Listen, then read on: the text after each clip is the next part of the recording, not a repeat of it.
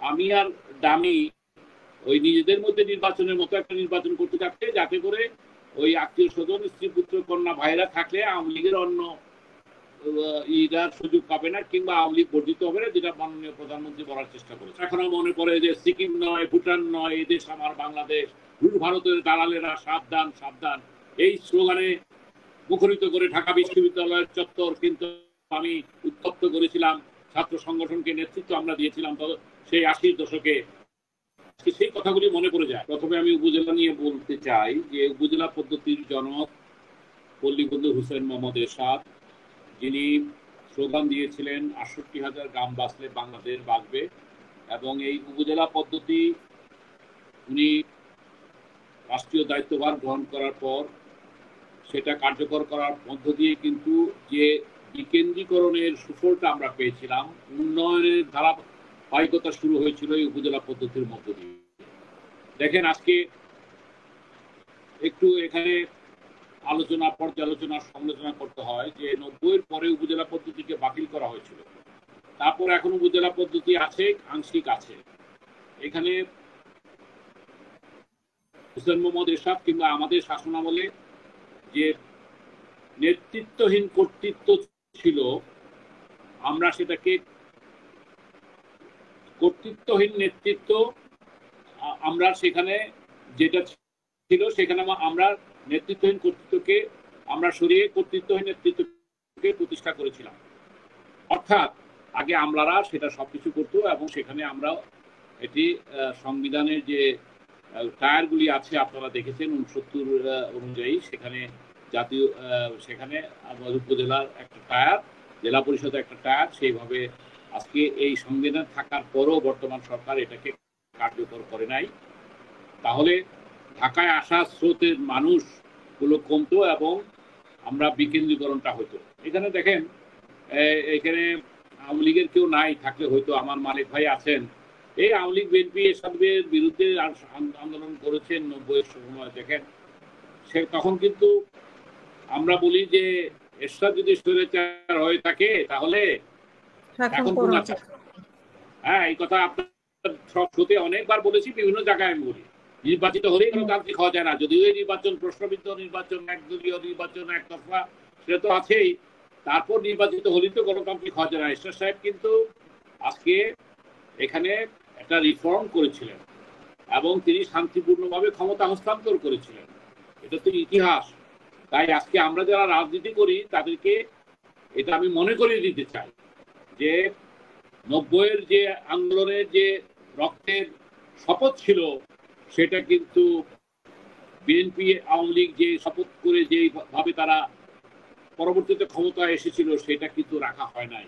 গণতন্ত্রকে আমরা করতে পারি নাই, একটা নির্বাচনী ব্যবস্থাকে আমরা 90-এর পরে এর সাথে স্বৈরাচার ছিল, পরবর্তীতে কিন্তু সেটা কিন্তু করা সম্ভব হয় না। যাই হোক, আমি কথা ফিরে আসি।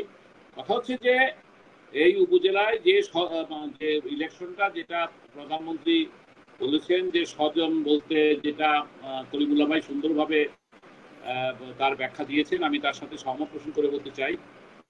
অ্যাকচুয়ালি আপনি স্ত্রী বলেন, পুত্র বলেন, কন্যা বলেন, ভাই বলেন, এখন কেউ যদি রাজনীতি করতে চায়, আপনি কিন্তু এখানে ব্যারিস্টার ফুয়াদ আছেন, আমরা রাজনৈতিক সচেতন ব্যক্তিরা আছি, আপনি কিন্তু কাউকে কিন্তু বাধা দিতে পারেন না।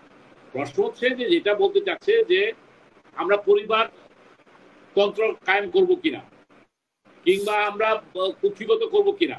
আমার বক্তব্য হচ্ছে যে সাংবিধানিকভাবে স্ত্রীর রাইট আছে, যদি সে করতে চায়, পুত্রের রাইট আছে, ভাইয়ের রাইট আছে, কিন্তু আজকে আমার বক্তব্য হচ্ছে যে সেখানে যেটা সরকার বলতে চাচ্ছে যে সেখানে যেহেতু বিরোধী দল নাই, বিএনপি নাই, জাতীয় পার্টি নাই, কিংবা অন্যান্য দল নাই, তারা যেহেতু নির্বাচনে নাই, তারা দেখাতে চাচ্ছে যে 7 জানুয়ারি নির্বাচনে ওই আমি আর দামি ওই নিজেদের মধ্যে নির্বাচনের মতো একটা নির্বাচন করতে চাচ্ছে, যাতে করে ওই আত্মীয় স্বজন, স্ত্রী, পুত্র, কন্যা, ভাইরা থাকলে আওয়ামী লীগের অন্য ইরার সুযোগ পাবে না, কিংবা আওয়ামী লীগ বর্ধিত হবে না, যেটা মাননীয় প্রধানমন্ত্রী বলার চেষ্টা করেছেন।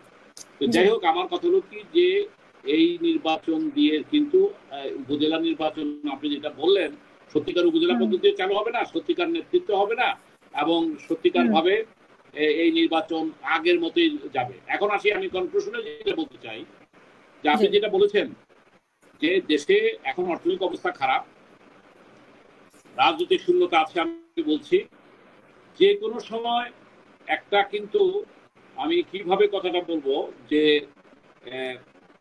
একটা রাজনৈতিক অঘটন কিন্তু ঘটার সম্ভাবনা আছে, যেটা মাননীয় প্রধানমন্ত্রী তার সচেতন ভাবে হোক, যেটা ফাইসাল বলে গেছে যে তার ইয়েতে, যে এটা তো সত্যি কথা যে পরবর্তী প্রধানমন্ত্রী কে হবে এটা সংখ্যাগরিষ্ঠ জনগণের ভিত্তিতে সংখ্যাগরিষ্ঠ দলের সংখ্যাগরিষ্ঠ এমপিরা যাকে প্রধানমন্ত্রী মানুষ সেই হবে। এখন স্বৈরাচারের মতো ওই রাষ্ট্রপতি শাসিতের মতো যে কাউকে তো চিন্তা করা যাবে না, এবং এটা সংবিধান সেটা পারমিট করে না। অথবা আরেকটা হতে পারে যে একটা সরকার পরিবর্তনের জন্য কিন্তু একটা আছে নির্বাচন, যথাযথ নির্বাচন, তার মাধ্যমে আপনি পার্লামেন্টে একটা যেটা সংবিধান অনুযায়ী যায়, আরেকটা হচ্ছে সেনা হস্তক্ষেপের মাধ্যমে একটা মার্শাল ল দিয়ে আপনি সেটা অন্য একটা ব্যবস্থা, আরেকটা হচ্ছে গণঅভ্যুত্থান। এখন বিএনপি এখানে মালিক ভাই আছেন, আজকে সত্যিকার ভাবে সরকারের বিরুদ্ধে গণঅভ্যুত্থান ঘটাতে আজকে যারা বিরোধী দল আছেন তারা ব্যর্থ হয়েছে, এটা স্বীকার করতে হবে। জনগণকে আমরা সম্পৃক্ত করা যায় না কিংবা ই করা যায় না, যদিও এখন আমরা যেটা বলছেন যে ভারত বিরোধী একটা সেন্টিমেন্ট বাংলাদেশে আছে।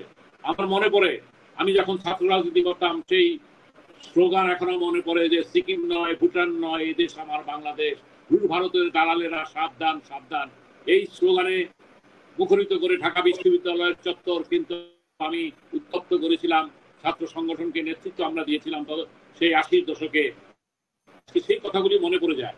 আজকে এই ভারতীয় আধিপত্যবাদ থেকে মুক্ত হতে হবে। আমি অবশ্যই বিশ্বাস করি যে প্রতিবেশী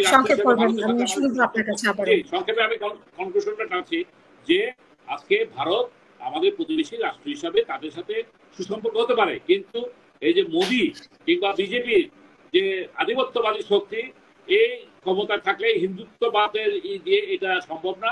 সম্ভব এই ভারতের মধ্যে যদি একটা পরিবর্তন হয়, ভারতের জনগণের সাথে সুসম্পর্ক হতে পারে, এবং সেটা তাদের পরিবর্তনের মধ্যে দিয়ে কংগ্রেস আসুক, তাদের ইন্ডিয়া জোট আসুক, যেটাই আসুক, তার সাথে জনগণের সম্পর্ক হলে একটা আমাদের একটা প্রতিবেশী সম্পর্ক হতে পারে।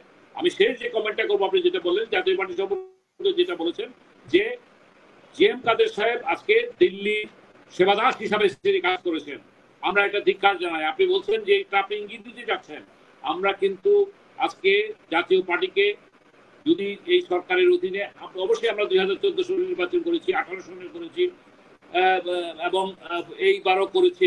এইবার আমরা করি নাই এই কারণে মাত্র 28টা সিটের বিনিময়ে 11টা সিটে যে নেগোসিয়েশন করেছেন, এটা উনি এখন তার ব্যক্তিগত স্বার্থে লোভে এটা করেছেন, যেটা জনগণের কাছে এখন প্রতীয়মান, কর্মীদের কাছে প্রতিষ্ঠিত, এটা আজকে হয়ে গেছে। সুতরাং আমরা চাই আগামীতে একটি স্বচ্ছ নির্বাচন হোক, এবং একটা সত্যিকার ভাবে ভারতীয় আধিপত্যবাদ থেকে মুক্ত হয়ে প্রতিটা দল, সেটা জাতীয় পার্টি হোক, বিএনপির মধ্যে থাকতে পারে, কিংবা আওয়ামী লীগ। এবং এটাও একটা কথা বলে রাখি, যদিও আওয়ামী লীগের কেউ নাই, আগামীতে যে নির্বাচনটা হবে সেই নির্বাচনে কিন্তু আমি মনে করি আওয়ামী লীগের পার্টিসিপেট থাকা দরকার। এখন আওয়ামী লীগ নির্বাচন বর্জন করে, সেটাও কিন্তু গ্রহণযোগ্য হবে না। অর্থাৎ আমি যেটা বুঝাতে চাচ্ছি যে একটা জাতীয় ঐক্যমতের ভিত্তিতে সকলের অংশগ্রহণে একটা নির্বাচন যাতে আমরা করতে পারি, সেই ব্যবস্থাটা হওয়া দরকার। ধন্যবাদ।